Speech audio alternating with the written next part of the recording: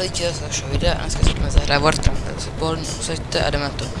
Hrajeme na mapě Východní Evropa a jedeme tady obsadit Bčko a Cčko, pokud nám to nepřítel dovolí. Což jasná odpověď zní, že nedovolí.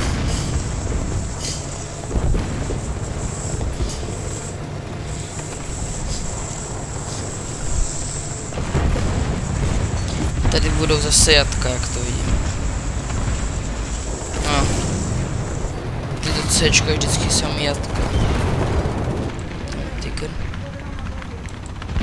Kdybych ho viděl, tak asi sejmu. M51 na ránu.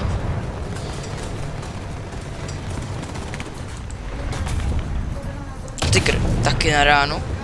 Jak nic. Já jsem to odrazil. Podivu.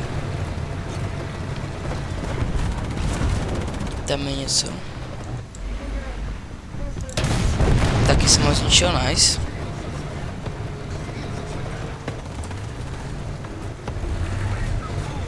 To byl Tiger 2, ale ta první verze.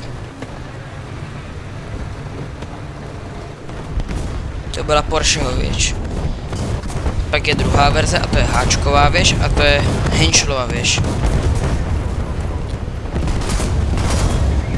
Zadýmuju se a vezmu si letadlo. Zkusím tady to Cčko trošku vyčistit.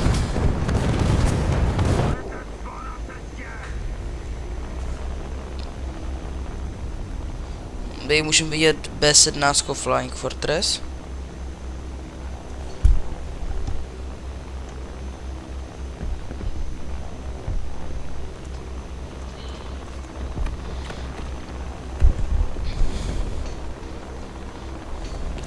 Snad něco trefím, že se kouknu, kam to padá. Jo, trošku jsem to vyčistil. A jednomu tanku jsem zničil ty pásy. Ne, na poslední chvíli.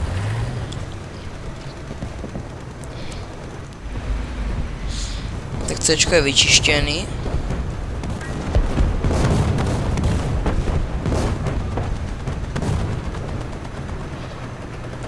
Můžete vidět, jak na naší straně, tak tady na jejich straně jsou úplně totální mrtvoly.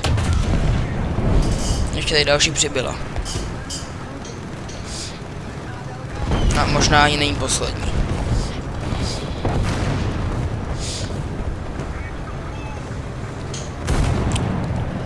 Páté ten odpor jen tak neustane.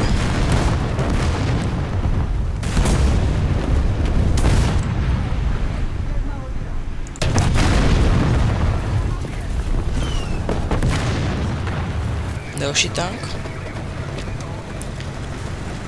No to není všecko, že tady něco má být.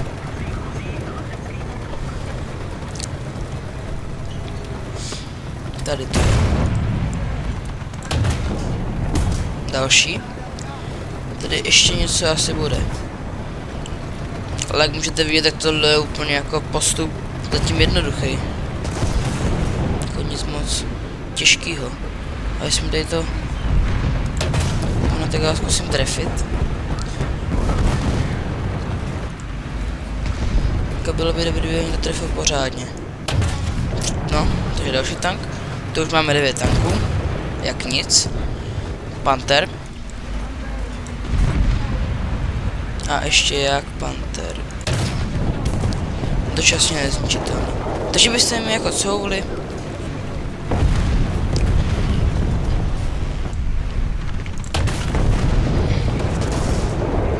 Dočasně nezničitelné, jo? To mi povídejte.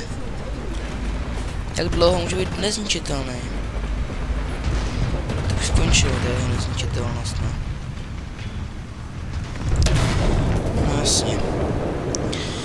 Tak, jako jsme u jejich board, tak já si tady trošku jako tady. A můžete vidět, jak je úplně oškubaný tank tady z téhle strany. Úplně hrozně. Ale žiju.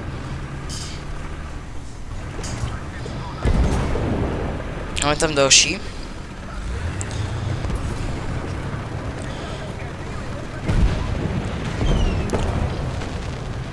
A jak můžete vidět, když se daří, tak tygr drží.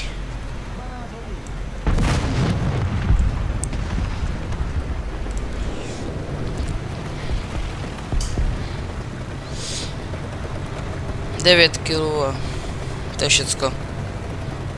Za mě dobrá hra, ve chvilku to skončí a bylo rychlý.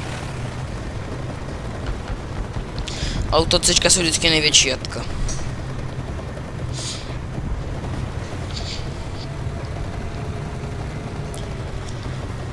Tam, když se prolomí obrana nás nebo nepřátel, tak to většinou rozhoduje o tom, jestli daný tým vyhraje nebo prohraje, no.